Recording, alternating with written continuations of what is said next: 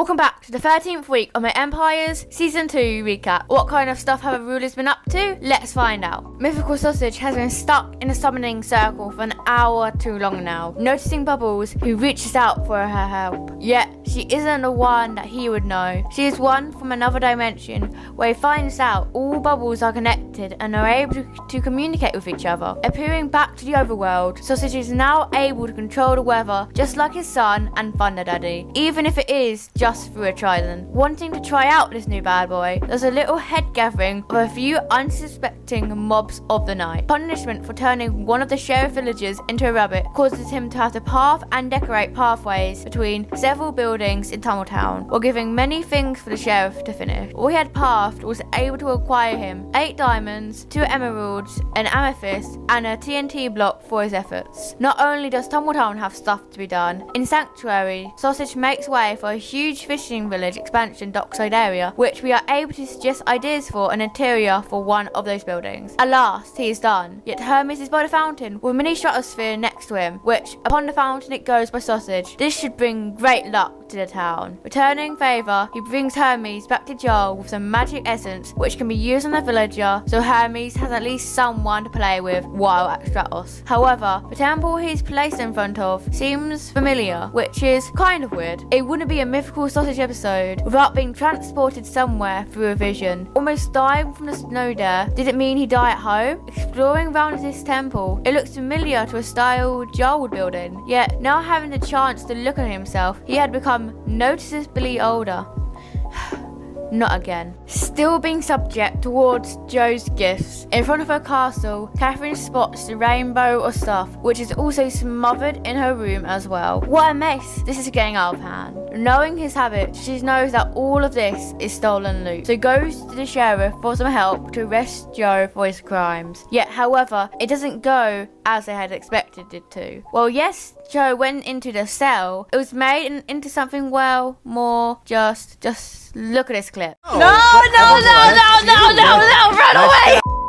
You know what? I think sometimes I get called crazy. I think As putting him in a cell doesn't seem to be an effective method, making him put his stolen loot back is the next best option Katherine can think of. So, to be able to do this, she is given a temporary deputy badge for the day for all the goods to be returned, as they wouldn't have been genuine gifts. Suppose she just wants them gifted at the wedding instead. First is returning the Animalian Amethyst, where they proceed to get caught in the act, having to explain to then get out quickly. Next is the Goblin Gold, which is a way of a better experience. Don't assume it to be all safe though, as that Chromia Scott's gift of a warden is still there, having to quickly place the flowers back before scurrying away to safety. Just as expected, Jem hadn't allowed Joe to steal from her, yet once he returns back her stuff, proceeds to be more of a kleptomaniac, stealing carrots from a store, making a trail of them to the portal instead of dropping them all there and then. Having done this whole ordeal, she returns the deputy badge as required, then proceeds to do her own project on making a marketplace in her kingdom centre with several stalls surrounding a fountain in the middle of it. Unlike others this season, Pulse has yet to name her empire or come up with a name which people should refer to her as, where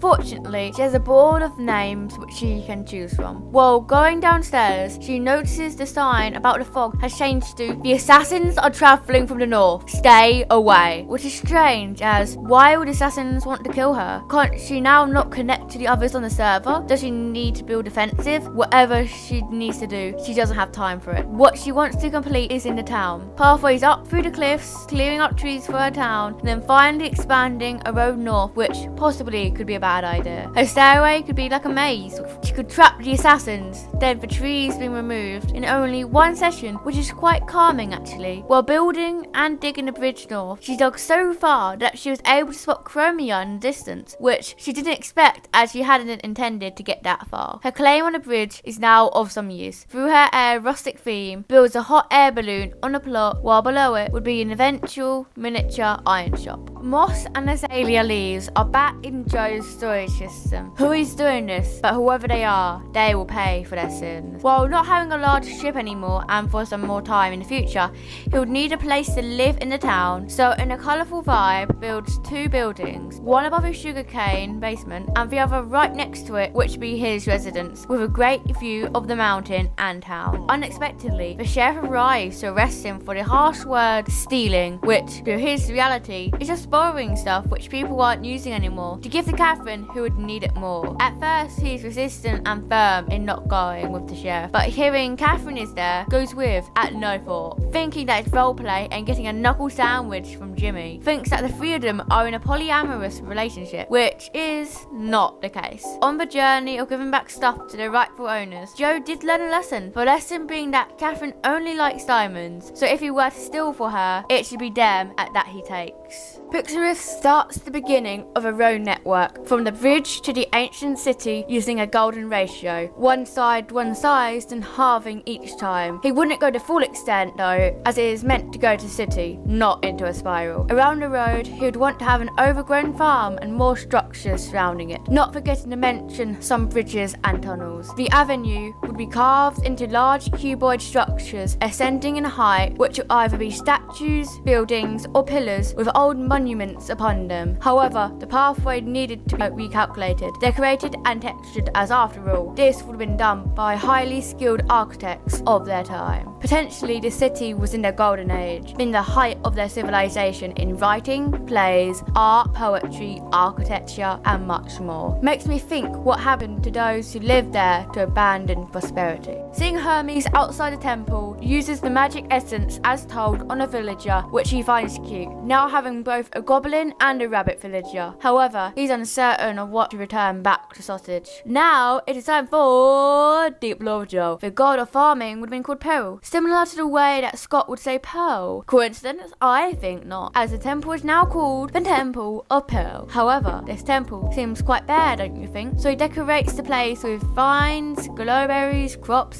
that hang from the ceiling, and a statue in the centre of the god of the farming, in the middle, holding a hoe in one hand, while in the other, some leaves. Even if Joel has a portal to the Nether, he doesn't have one to the Nether roof like everyone else does. So, builds a secondary portal called the Eye of Stratos, which can be accessed through a water column, which used to be a fountain. Being the 11-foot man he is, needs a big portal on the Nether roof itself, so it is capable of fitting through it, and so it can slightly show off a bit. Nobody could ever miss this. Having Tumbletown transformed by Sausage, the sheriff had tried an attempt at replicating this style while on stream. Now knowing who made the claw machine out of space, the law needs to be put in action against Lizzie of Animalia. Yet once you get there, he's quite confused about the foxes walking on their hind legs and the council room. What is going on here? Just to rub it in, he's more incentivized to do something, as he notices the alien toy next to his own on display, truly confirming that it was her who did it. What he does is rename a few of her fox villagers to respect the sheriff, making it look as if they're saying it. However, while flying back home, he notices the barn is still open for business, despite him winning the case, which isn't allowed under his jurisdiction. So, cobbles up the doorway, then with a sign in front of it saying, closed forever. Thank you for watching my Empires Season 2 recap, week 13. Make sure you like and subscribe with the bell so you're notified on my next recap. Maybe by even leaving a comment as well. I really appreciate it. Goodbye.